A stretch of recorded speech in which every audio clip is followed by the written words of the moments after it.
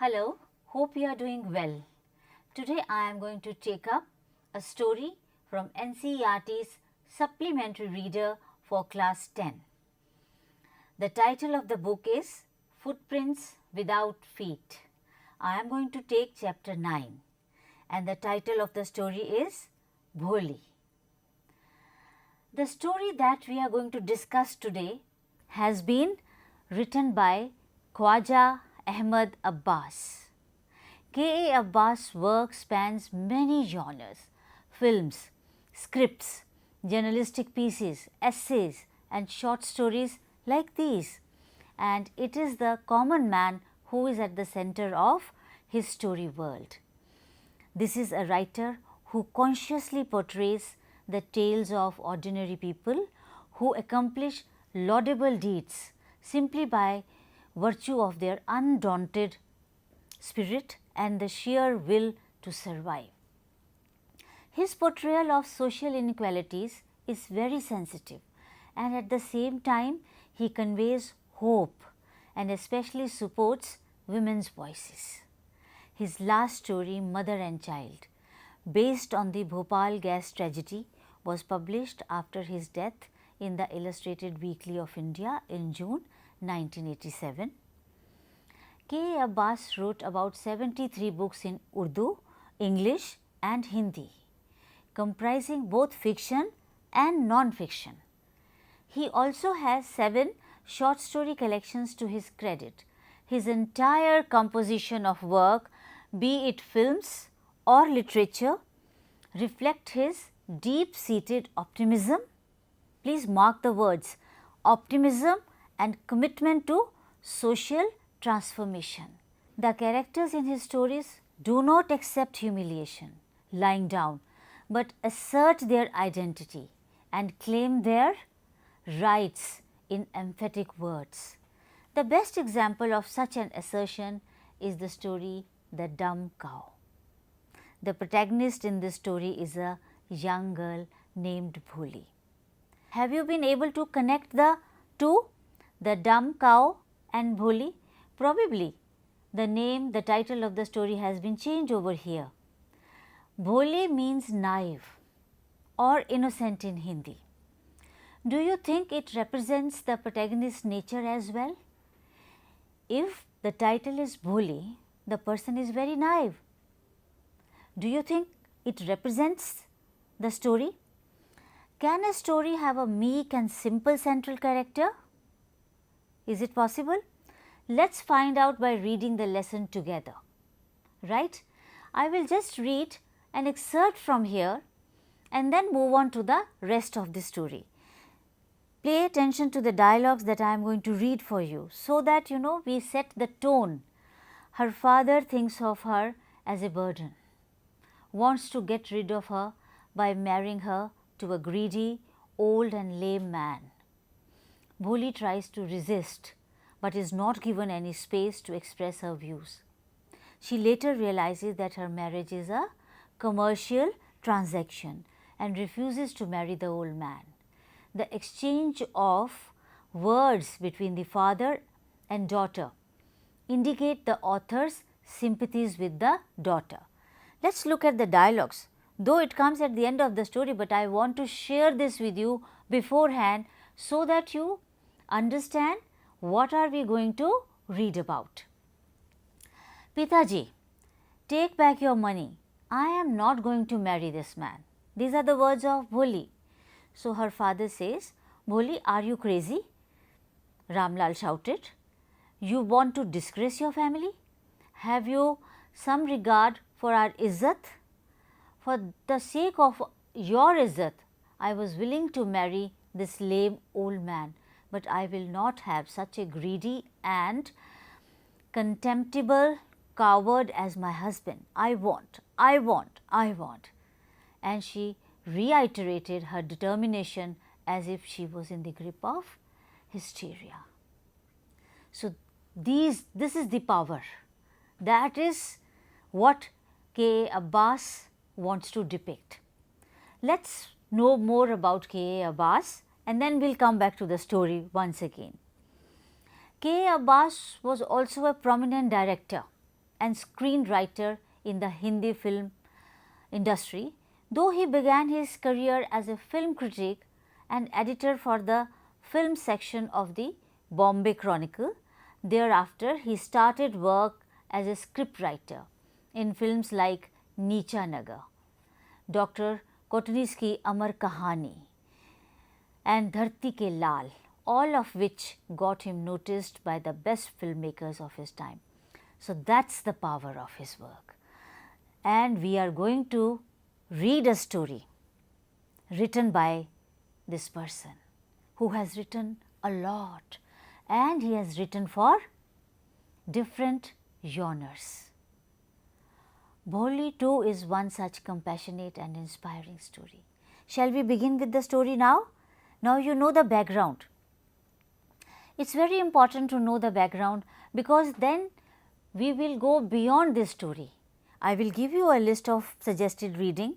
You can read those stories, those novels later on, because supplementary readers are meant for extensive reading, right? So that you read on your own and enjoy reading and comprehend, that is important, but at the same time you should be able to interpret them globally, right. So, here with this story, when I am going to discuss the story with you, keep in mind the global concerns, and then later we will discuss about it. Shall I begin with the story now? You can also open your books on page 54.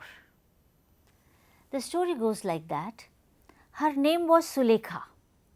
Children, please underline the word Sulekha over here and mark it, that it comes here, and then we do not get to see this name anywhere in the story, and only in the end there is a reference to this name. What happens? Let us see. Her name was Sulekha, but since her childhood everyone had been calling her Bholi, the simpleton. She was the fourth daughter of Nambardar Ramlal. When she was 10 months old, she had fallen off the cot on her head, and perhaps it had damaged some part of her brain. That was why she remained a backward child and came to be known as Bholi, the simpleton. Whose fault is this? Parents are supposed to look after their children. I mean, 10-month-old child falling down, it is not the child's fault.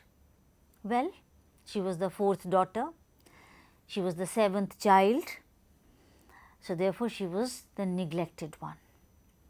Let us continue. At birth, the child was very fair and pretty, but when she was 2 years old, she had an attack of smallpox. Of course, now smallpox has been eradicated. She had that attack, only the eyes were saved, but the entire body was permanently disfigured by deep black pockmarks. Little Sulekha. Now, second time we are getting this name Sulekha. Little Sulekha could not speak till she was 5. Generally, children start speaking at the age of 2. You know, how do children learn to speak? When they get that environment, they listen and then they speak. That means nobody was talking to her, nobody was playing with her. There has to be meaningful conversation between the child and the family members. So, this clearly shows that such interactions were not taking place with this child. So, she was slow to learn the language, and when at last she learned to speak, she stammered. The other children often made fun of her and mimicked her. As a result, she talked very little. So, therefore, you know, her exposure was not there, she was underconfident and she spoke very little, and that is not good for any child. We become confident speakers only when we listen to meaningful content, and also reading also plays an important role over here. But when nobody was talking to her, she did not pick up the language or the nuances. her family. Ramlal had 7 children, 3 sons and 4 daughters, and the youngest of them was Bholi. It was a prosperous farmer's household. See, Ramlal was Nambardar. Nambardar means that he had a good position in the village, and there was plenty to eat and drink. All the children except Bholi were healthy and strong. As we have already been told that Bholi was a neglected child. Whether she has eaten or not was not anybody's concern. The sons had been sent to the city to study in schools and later in colleges. So, they were getting the privilege and the girls were not getting. So, note down this point. This is a point of discussion. We will discuss at the end of the story. Of the daughters, Radha, the eldest, had already been married. The second one, Mangala's marriage had been settled, and when that was done, Ramlal would think of the third, Champa. They were very good looking healthy girls, and it was not difficult to find bridegrooms for them. But Ramlal was worried about Bholi. She had neither good looks nor intelligence. Do you think this is the right approach of a parent towards his child? Neither good looks nor intelligence. Please underline this. This is another point for discussion. We will have a discussion on this. Let us continue. From her very childhood, Bholi was neglected at home. As we all know, she was a neglected child. Bholi was 7 years old when Mangala was married. The same year, a primary school for girls was opened in their village. This is a very good news, isn't it? The Tehsildar Sahib had come to perform its opening ceremony.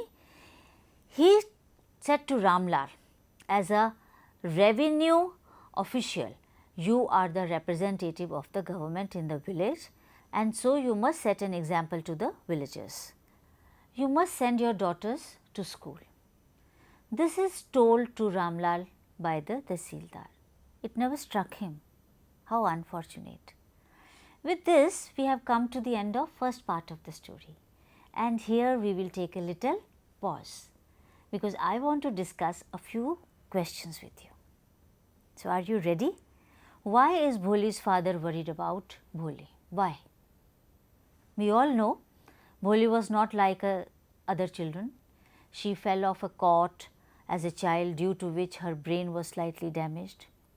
She learned to speak very late and used to stammer. Her face and whole body was covered with pockmarks. Thus, her father was worried about her marriage prospects. That is it. But you know, if we add this segment to the question, what Ramlal could have done? Let us go beyond the text. He could have sent her to school. They could have looked after her, right? All parents should do that. Next question is, Bholi is sent to school for unusual reasons. Of course, we have discussed the unusual reasons now. What are those? Compare your reasons for coming to school with that of Bholi. Bholi's reason was Ramlal was a government official, and the Tehsildar had asked Ramlal to send his daughters to the new school in his village.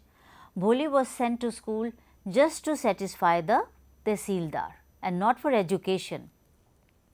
As Ramlal's wife felt that sending girls to school affected their marriage prospects adversely. So, that was the mindset at that time. She did not want to send any of her daughters to school. However, Bholi, with her pockmarked face and dull brain, would be difficult to get married anyway. So, Bholi's parents decided to send her to school to satisfy the Tehsildar. What a reason. Now, the question also has, compare your reason for coming to school with that of Bholi's. Of course, your reasons are entirely different. I am giving you 30 seconds to write down your reasons. Please note down the points, and then I will move on to the next part of the story.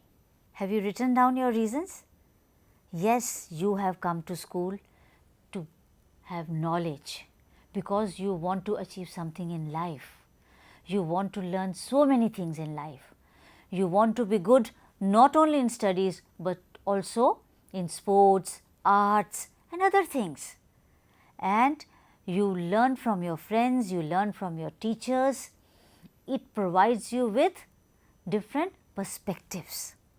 And when we get new perspectives every day, we look at things from a different angle, right? So, your reasons are different from that of Bholi's, and everybody should go to school with a positive reason, right? Let us continue with the story. The next day, Ramlal caught her by hand and said, I will take you to school. Should children be taken to school like that? Certainly not. That is not the way. Okay? Bholi was frightened and reluctant to go to school. She did not know what a school was like. Naturally, she had never been out. She remembered how a few days ago their old cow, Lakshmi, had been turned out of the house and sold. She had that memory in mind. So, she was really scared. So, she started saying, no, no. She shouted in terror and pulled her hand away from her father's grip. What's the matter with you? You fool. So, they are not even, speaking in a normal way with her. They are calling her fool, all of that. That is not the way one speaks to children. He says that, I am only taking you to school. And then he told his wife to make Bholi wear some decent clothes, or else what will the teacher and other schoolgirls think of us when they see her. They were not bothered about Bholi's cleanliness or hygiene, but they were bothered about what others would say. That is also not a good way of looking at life. As we know, new clothes had never been made for Bholi. The old dresses of her sisters were passed on to her.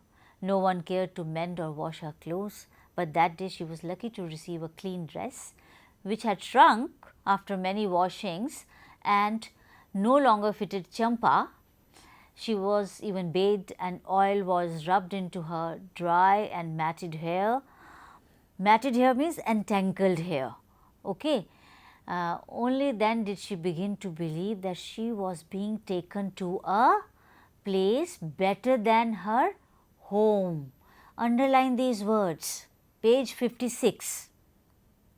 When she was given a bath, she was given a clean dress and her hair were oiled and combed, she felt that she was probably going to a better place than her home. Generally, it is the other way round. It happens that after school hours, we want to rush back home because that is the place that gives us comfort. But here it was the other way round. Let us continue. When they reached the school, the children were already in their classrooms and Bholi was really surprised to see many rooms and verandas. Ramlal handed over his daughter to the headmistress. Bholi did not know what exactly a school was like and what happened there, but she was glad to find so many girls almost of her own age present over there. She hoped that one of these girls might become her friend. The lady teacher who was in the class was saying something to the girls, but Bholi could not understand nothing. She looked at the pictures on the wall. The colors fascinated her. The horse was brown, just like the horse on which the Tehsildar had come to visit their village. The goat was black, like the goat of their neighbor. The parrot was green, like the parrot she had seen in the mango orchard, and the cow was just like their Lakshmi. Underline these words, these sentences rather. What are we referring to? You see, learning becomes meaningful when we connect it to the real world. So, here the author is trying to tell that she is already connecting whatever is given in the classroom, whatever is given in the form of pictures in the classroom to the real world, and that is the real learning. See students, this scene is specially well written because as an educationist, I too agree that it is only when a child finds her or his life reflected in books and examples does learning become enjoyable. I am sure you would agree too. Whatever you learn, and if you find those references around your life, it becomes meaningful and it becomes easy to understand. This is known as experiential and contextual learning. This makes lessons more enjoyable and easier to understand and relate to. Perhaps that is why Bholi also adjusts well in school despite her initial apprehensions, because she was getting some kind of a comfort from those pictures which were very relatable. Let us continue with the story now. And suddenly Bholi noticed that the teacher was standing by her side, smiling at her and asked her to tell her name. Bholi tried to tell, Bho, Bho. She could not tell. She stammered. Then she began to cry and tears flowed from her eyes in a helpless flood. She was so nervous. She kept her head down as she sat in her corner, not daring to look up at the girls who she knew were still laughing at her. When the school bell rang, all the girls scurried out of the classroom. Scurried means great hurry. It's time to go home. So they all went out, but Bholi dared not leave her corner because she didn't know what to do. She was left there and she thought she had to sit there, her head still lowered. She kept on sobbing. Bholi, the teacher's voice was so soft and soothing. In all her life, she had never been called like that. Maybe she heard all harsh voices. This soothing voice touched her heart. Her teacher said, "Get up." It was not a command, but a friendly suggestion. Bholi got up. "Now tell me your name." It is the tone that comforted her. Right? She had such a soothing voice. She would not laugh at her. So Bholi tried to tell her name. She stammered and then finally she said that her name is Bholi. Right? And her teacher encouraged her. And at last she was able to say it and felt relieved as if it was a great achievement. Well done. The teacher patted her affectionately and also said, "Put the fear out of your heart and you will be able to speak like everyone else in the class." Bholi looked up as if to ask, "Really? Can that happen?" "Yes, it will be very easy. You just come to school every day." "Will you come to school?" Bholi said yes. And Bholi was astonished that she had been able to say it without stammering. The teacher gave her a book full of nice pictures, and the pictures were in color: dog, cat, goat, horse, parrot, tiger and a cow just like Lakshmi. Once again, Bholi was relating the pictures with her real life. The learning is beginning, right? And with every picture was a word in black letters. Of course, she can't read. She will be able to read one fine day. So her teacher told her that in 1 month you will be able to read this book. Then I will give you a bigger book and then a still bigger one. That's a great achievement. In meantime, you will be more learned than anyone else in the village. How beautiful. And actually these words come true. Towards the end of the story, you will find it yourself. And then her teacher further says, then no one will ever be able to laugh at you. People will listen to you with respect and you will be able to speak without the slightest stammer. Understand? Now go home and come back early tomorrow. Bholi felt as if suddenly all the bells in the village temple were ringing and the trees in front of the school house had blossomed into big red flowers. Her heart was throbbing with a new hope and a new life. Underline this paragraph. So, education is giving her a new hope and a new life. With this, we have come to the end of this session. I want you to read the lesson on your own. There aren't many difficult words in it, and if there are some difficult words, they have been glossed in the text, or you can refer to the dictionary. And supplementary reader is meant to be read on your own. You should read and enjoy. Happy reading. Thank you.